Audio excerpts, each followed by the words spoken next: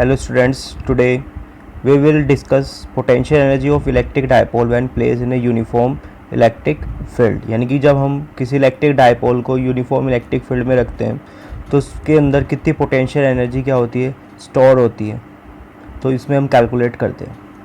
ठीक, ये हमारा कोई यूनिफॉर्म इलेक्ट्रिक फील्ड है, इसमें हमारा एक डायपोल रखा हुआ है, इसका डायपोल मोमेंट कितना है हमारा p। ये इलेक्ट्रिक फील्ड के साथ कितना एंगल बना रहा है, थीटा। तो यानी कि इस पर टॉर्क कितना लगेगा, हमारा टॉर्क का फॉर्मूला था हमारा पी ई साइन थीटा। यानी टॉर्क एक्टिंग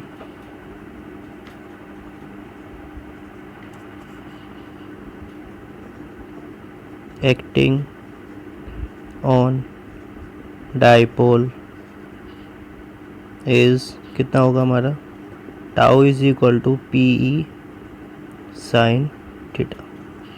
ठीक, अगर हम इसे इनफाइनाइटली स्मॉल एंगल से क्या करते हैं, रोटेट करते हैं अगेंस्ट द टॉर्क, यानी कि जो टॉर्क लग रहा है उसके अगेंस्ट हम इसको क्या करते हैं, रोटेट करते हैं, तो हमारा क्या आएगा, हमें वर्क डन करना होगा अगेंस्ट। अगर हम इसे टॉर्क के अगेंस्ट रोटेट करते हैं तो हमें क्या करना होगा, एक्सटर्नल वर्क डन करना होगा। वो एक्सटर्नल वर्क डन किसके इक्वल होगा, मान लेते हो किसके इक्वल है, हमारे डी डब्ल्यू के equal. If dipole is rotated by d theta against torque, then work is किसके इक्वल होगा हमारा वर्क, डी डब्ल्यू इज इक्वल टू, जब हम रोटेशनल मोशन में बात करते हैं तो हमारा फोर्स की जगह टॉर्क आता है और डिस्प्लेसमेंट की जगह क्या आता है, डी थीटा। टॉर्क की अगर हम वैल्यू पुट करते हैं तो किसकी इक्वल थी हमारी, P e sine theta into d theta. ये तो स्मॉल एंगल रोटेट करने पे, डी थीटा रोटेट करने पे हमें इतना वर्क डन करना होगा। मान लेते हैं हमें इसको रोटेट करना है थीटा 1 एंगल से थीटा 2 एंगल, यानी इनिशियल एंगल कितना है हमारा थीटा 1 और फाइनल कितना एंगल पे लेके जाना है हमें इसको थीटा 2 पे। तो कितना वर्क डन करना होगा, उसके लिए हमें क्या करना होगा, इसका इंटीग्रेशन करना होगा, यानी कि वर्क डन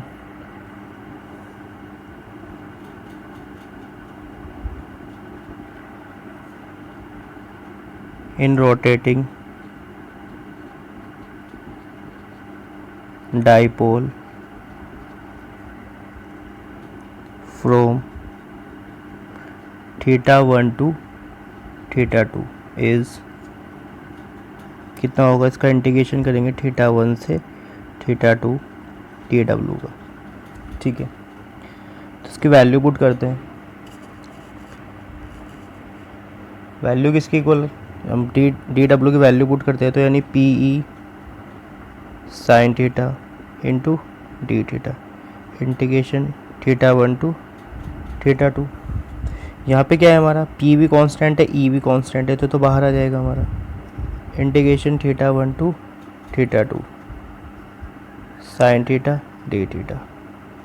अब साइन थीटा का इंटीग्रेशन कितना होता है, माइनस कॉस थीटा, तो यानी कि p e minus cos theta theta 1 to theta 2।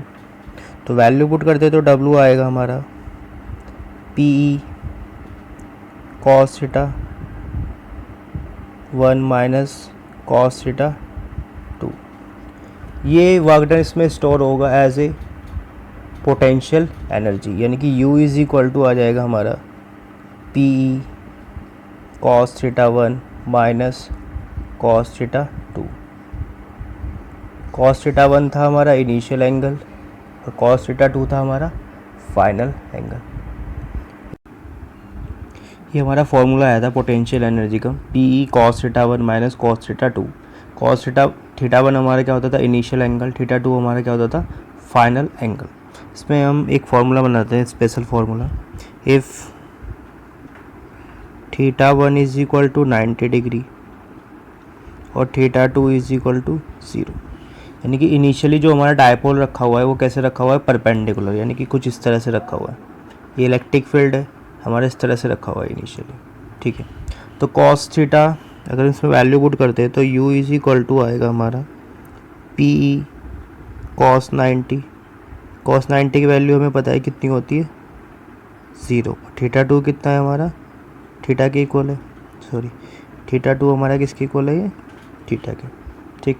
तो ये तो 0 हो जाएगा। तो यानी u इज इक्वल टू कितना आएगा, P E 0 minus cos theta, यानी कि जो u का फॉर्मूला आएगा हमारा, u का फॉर्मूला क्या आएगा, u is equal to minus p e cos theta. ये हमारा फॉर्मूला है। ये फॉर्मूला कब वैलिड है, जब इनिशियल एंगल हमारा कितना होगा, 90 डिग्री। तो इसकी अगर वेक्टर फॉर्म लिखते हैं, वेक्टर फॉर्म कैसी होगी,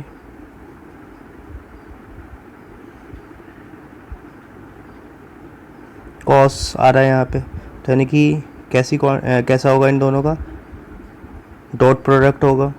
u हमारी कैसी है कि स्केलर क्वांटिटी है, यानी कि u is equal to minus p vector dot e vector, इसकी क्या होगी, वेक्टर फॉर्म, ठीक है। क्लियर है इतना। इस टॉपिक में हमने यूनिफॉर्म इलेक्ट्रिक फील्ड लिया है। इसका मतलब क्या है कि हमारा यहाँ पे प्योर रोटेशनल मोशन होगा, ना कि ट्रांसलेशन मोशन भी होगा, क्योंकि हमने जब देखा था टॉर्क का एक्सप्रेशन निकाला था इन यूनिफॉर्म इलेक्ट्रिक फील्ड, हमारी नेट फोर्स कितनी आई थी, 0। पर अगर हमारा नॉन यूनिफॉर्म इलेक्ट्रिक फील्ड होगा तो उसमें क्या होगा, हमारा ट्रांसलेशन मोशन होगा प्लस रोटेशनल मोशन, यानी कि हमारा जो डायपोल होगा वो ऐसे नहीं कि एक जगह पे रोटेट करेगा, वो क्या करेगा, आगे रोटेट करते हुए ऐसे ऐसे ऐसे आगे जाएगा। नेक्स्ट देखते हैं किस पोजीशन में हमारा जो इलेक्ट्रिक डायपोल होगा वो स्टेबल इक्विलिब्रियम में होगा और किस में हमारा अनस्टेबल इक्विलिब्रियम में होगा। तो हमारा फर्स्ट है, ये हमारा इलेक्ट्रिक डायपोल है। हमारा जो डायपोल है वो कुछ इस तरह से रखा हुआ है, ये पॉजिटिव ये नेगेटिव, यानी कि इस केस में जो P होगा, P की डायरेक्शन भी हमारी ये वाली होगी, क्योंकि P की डायरेक्शन कैसे होती है, नेगेटिव टू पॉजिटिव, यानी कि इस केस में जो हमारा थीटा होगा वो कितना होगा, 0, क्योंकि जो थीटा होता था वो होता था angle between electric field and electric dipole movement. तो थीटा इज इक्वल टू कितना होगा हमारा, 0। इसको हम क्या बोलेंगे, ये हमारा कैसा है, स्टेबल इक्विलिब्रियम।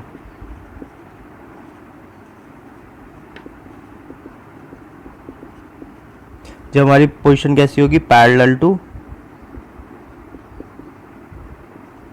Electric field. देखते जरा स्टेबल इक्विलिब्रियम कैसा होगा। अगर मैं इसको मान लेते, मैं इसको थोड़ा सा रोटेट कर देता हूँ, इसको मैंने रोटेट करके इसको मैं इस तरह से लेके आ गया, ये हमारा प्लस क्यू हो गया, ये माइनस क्यू, मैंने इसको ऐसे रोटेट किया और छोड़ दिया, रिलीज़ कर दिया, तो क्या होगा, रिलीज़ करने के बाद इस पे फोर्स तो हमारी इस डायरेक्शन में लगेगी और इसमें फोर्स हमारी इस डायरेक्शन में लगेगी, यानी कि फिर से कैसे, ये हमारा ऐसे रोटेट होने लगेगा और यानी कि फिर से वापस आके अपनी ओरिजिनल फॉर्म में क्या हो जाएगा, रुक जाएगा।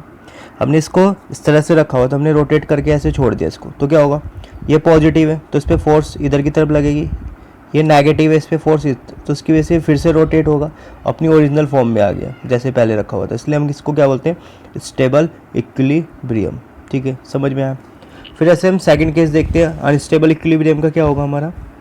इसमें क्या है, हमारा जो पी की डायरेक्शन है, पी की डायरेक्शन हमारी इधर वाली होगी, क्योंकि पॉजिटिव टू क्या होगा, सॉरी नेगेटिव टू पॉजिटिव होता है पी, तो यानी कि इस केस में जो थीटा होगा वो कैसा होगा हमारा 180, यानी कि एंटी पैरेलल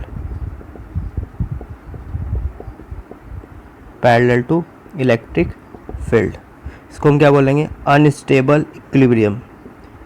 ये काफ़ी बार पूछा जाता है हमारा सीबीएसई में कि डायग्राम के थ्रू बताओ आप, या फिर एंगल में कि हमारा जो स्टेबल की क्या कंडीशन होगी और अनस्टेबल की क्या कंडीशन होगी। तो डायग्राम होगा तो ऐसे सिंपल डायग्राम बनाना है हमें। थीटा के टर्म में पूछेगा तो 180 बोलना है, सिंपल। ठीक है, angle between electric dipole moment and electric field is 180। इसमें कैसे होगा कि जैसे हमारा इलेक्ट्रिक फील्ड है, इनिशियली ऐसे रखा हुआ था, अगर मैं इसको रोटेट करके, इनिशियली हमारा इस तरह से था, ये हमारा माइनस था, ये हमारा प्लस था, तो मैंने इसको रोटेट किया और कुछ में इसको इस तरह से लेके आ गया, इधर माइनस है इधर प्लस है, ठीक है, इसको मैंने ऐसे रखा था, इसको ऐसे रोटेट किया तो क्या होगा, ये माइनस, इस पर फोर्स इधर लगेगी, इस पर फोर्स इधर लगेगी, ठीक है। जब फोर्स इधर लग रही है तो ये ऐसे रोटेट होकर इस तरह से आ जाएगा, यानी कि जब रोटेट करेंगे तो ये जो नेगेटिव वाला टर्म था ये इधर आ जाएगा और पॉजिटिव वाला रोटेट होने के बाद इधर आ जाएगा। जैसे हम इसको मानते हैं नेगेटिव, इस वाले को मानते हैं हम पॉजिटिव, तो इनिशियली ऐसे रखा हुआ था, ठीक है। मैंने रोटेट करके ऐसे किया तो इस पर जो फोर्स है नेगेटिव की वो किधर लग रही है, लेफ्ट साइड लग रही है, यानी कि ऐसे रोटेट करेगा और फिर फाइनली ऐसे रुक जाएगा, यानी कि अपनी ओरिजिनल फॉर्म में नहीं आया, इसलिए हम इसको क्या बोलते हैं, अनस्टेबल इक्विलिब्रियम। होपफुली आपको समझ में आया होगा ये, ठीक है। Thank you.